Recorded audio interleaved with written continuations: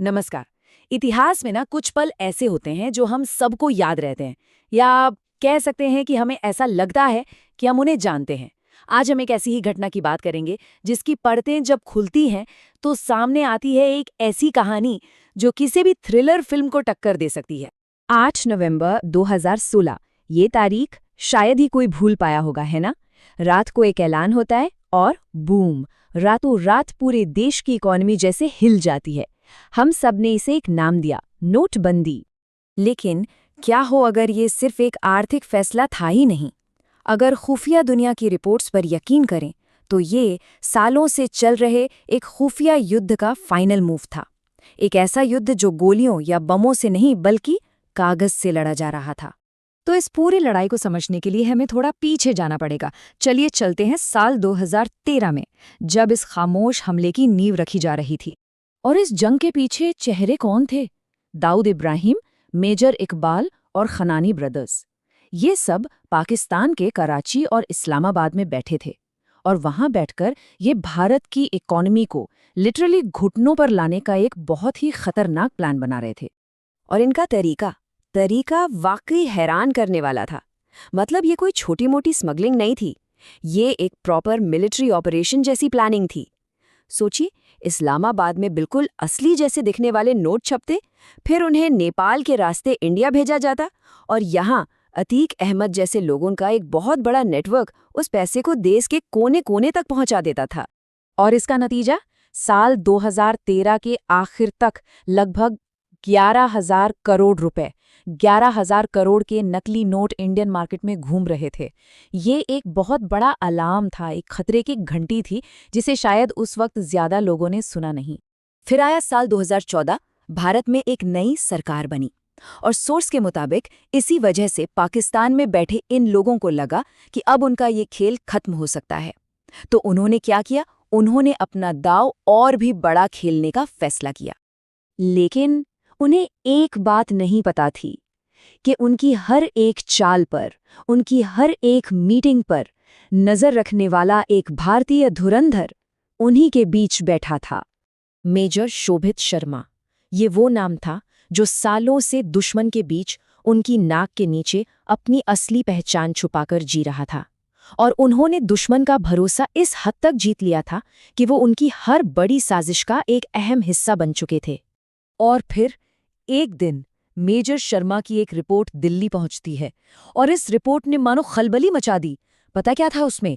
पाकिस्तान एक साथ 60,000 करोड़ रुपए के नकली नोट भारत में डालने की तैयारी कर रहा था। 60,000 करोड़! अब ये सिर्फ स्मगलिंग नहीं थी, ये एक सीधा इकोनॉमिक अटैक था। ये खबर मिलते ही दिल्ली में हड़कंप मच गया। अब हर एक पल कीमती था। एक तरह से समय के खिलाफ एक रेस शुरू हो चुकी थी। 2016 आते आते माहौल वैसे ही बहुत गर्म हो चुका था।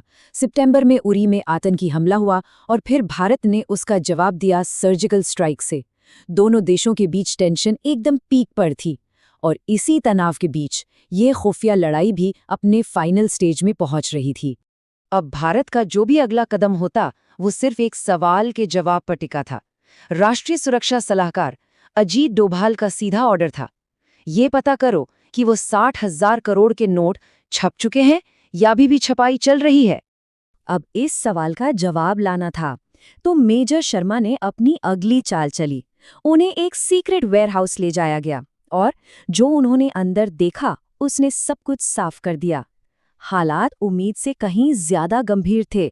नोटों के बंडल पूरी तरह से पैक, बस भेजे जाने के लिए तैयार रखे थे। पूरे 60,000 करोड़ रुपए।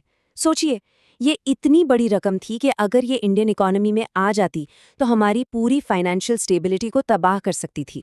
अब एक्शन का टाइम आ गया था। और फिर आती है वो तारीख, 8 नवंबर 2016, वो दिन जब इस खामोश जंग का फाइनल मुकाबला होना था। उस दिन बॉर्डर के दोनों तरफ तस्वीर बिल्कुल अलग थी। एक तरफ पाकिस्तान में नकली नोटों से लदे ट्रक सुबह 4 बजे बॉर्डर क्रॉस करने के लिए एकदम रेडी थे। वहीं दूसरी तरफ भारत में प्रधानमंत्री को फाइनल ब्रीफिंग दी जा रही थी, और देश के अंदर अतीक अहमद के पूरे नेटवर्क पर खामोशी से शिकंजा कसा जा रहा था। उधर इस्लामाबाद के उस सीक्रेट कमरे में दाऊद, इकबाल और खनानी ब्रदर्स अपनी जीत का जश्न मनाने ही वाले थे। उन्हें लग रहा था बस अब काम हो गया, सालों की मेहनत रंग लाने वाली है। तभी रात के 8:15 पर एक आदमी भागता हुआ कमरे में आया और चिल्लाया, जल्दी टीवी लगाओ, अभी। टीवी पर भारत के प्रधानमंत्री लाइव थे और फिर उन्होंने वो शब्द कहे जिसने सब कुछ हमेशा के लिए बदल दिया।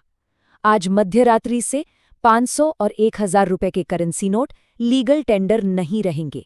बस एक ऐलान और एक ही झटके में ट्रकों में भरे वो 60,000 करोड़ रुपए महज कागज के टुकड़े बनकर रह गए। सालों की प्लानिंग, अरबों का इन्वेस्टमेंट, सब एक पल में जीरो। इसके बाद जो हुआ वो भी कम ड्रामेटिक नहीं था। सोर्स बताते हैं कि खनानी इस झटके को बर्दाश्त नहीं कर पाया और उसकी मौत हो गई। और इधर भारत में बिना एक भी गोली चलाए देश पर आया एक बहुत बहुत बड़ा आर्थिक हमला नाकाम कर दिया गया था। ये पूरी कहानी अपने पीछे एक बहुत बड़ा सवाल छोड़ जाती है। हम इतिहास की जिन बड़ी बड़ी घटनाओं को जैसा जानते हैं, क्या वो सच में वैसी ही होती हैं, या फिर हर बार पर्दे के पीछे एक और ही कहानी चल रही होती है, एक ऐसी लड़ाई जिसे हम कभी देख नहीं पाते